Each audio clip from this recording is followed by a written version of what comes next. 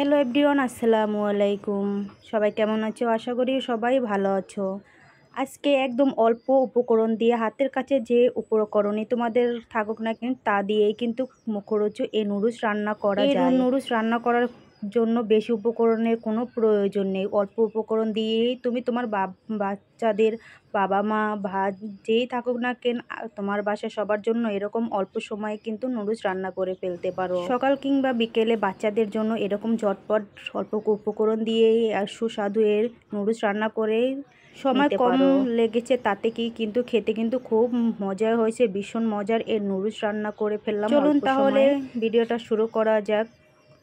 আমি এখানে কিন্তু 2 প্যাকেটের মতো নুডলস নিয়েছি। তোমরা চাইলে বাড়িয়ে বা কমিয়ে নিতে পারো, যেরকম তোমার বাসায় মেহমান থাকুক বা বাসায় যে কয়জন মানুষ থাকুক সে অনুযায়ী তুমি নুডলসগুলো নিয়ে নিবে। আমি এখন 2 প্যাকেট নুডলসকে আগে সাদা পানির ভেতরে সিদ্ধ করে নিব। তোমরা চাইলে সিদ্ধ করতে পারো, আবার একদম পানি দিয়ে একসঙ্গেই রান্নাটা করে ফেলতে পারো। আমি এরকম রান্না করব না, নুডলসটাকে আজকে রান্না করব একটু ভিন্নভাবেই। এখানে কিন্তু আমি 2 প্যাকেট নুডলস দিয়ে দিয়েছি গরম পানির ভেতরে। এখন এটাকে একটু সিদ্ধ করে নিব, তাহলে কিন্তু খুব ভালোই হবে। একটু হাতে সময় নিয়ে চুলার আঁচটা মিডিয়াম আঁচে রেখে তোমরা এভাবে করে একটু প্রথমে সিদ্ধ করে নেবে। এটা কিন্তু অনেকটাই সিদ্ধ হয়ে এসেছে। এখন আমি চুলা থেকে নামিয়ে নিব। পানিটা কিন্তু দেখতেই পাচ্ছ অনেকটাই শুকিয়ে এসেছে। এখন আমি চুলা থেকে নামিয়ে কড়াই বসিয়ে দিলাম চুলায় আরেকটি। এখানে দিয়ে দিব পরিমাণ মতো তেল আর 2টা বড় সাইজের পেঁয়াজ কুচি দিয়ে দিয়েছি। পেঁয়াজটাকে এখন ভেজে নিব। জানি না আপু তোমরা কে কীরকমভাবে নুডলস রান্না করো। আমিও অনেকভাবে রান্না করে কারণ ট্রাই করে দেখি যে কোনটা ভালো স্বাদ পাওয়া যায়। আজকে একদম ঝাল ঝাল করে এরকমভাবে নুডলস রান্না করছি যে এতটা মজা হয়েছে কি বলবো। তোমরাও একটু ঝাল করে এভাবে করে নুডলস রান্না করে দেখো যে কতটা সুস্বাদু। আশা করি এভাবে করে নুডলস রান্না করলে কিন্তু তোমার বাচ্চারাও খুব মজা করে খেয়ে নিবে, আনন্দের সাথে তারা খেয়ে ফেলবে।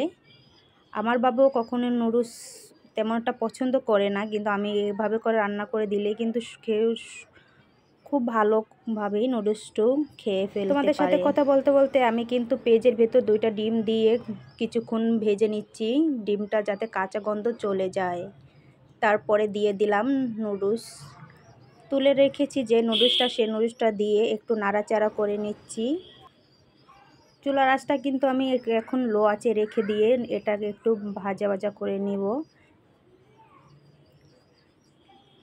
আর এত সুন্দর হয়েছে কি বলবো। এখন আমি একটু ঝাল বাড়ানোর জন্য কিছু কাঁচামরিচের ফালি দিয়ে দিয়েছি। এখানে 8 থেকে 10টা কাঁচামরিচ ফালি করে নিয়েছি, সেটা দিয়ে দিব মশলা। 2 প্যাকেটের সাথে 2টা মশলাই দিয়ে দিব আমি এখানে, যাতে একটু ঝালের পরিমাণটা একটু বেশি হয়।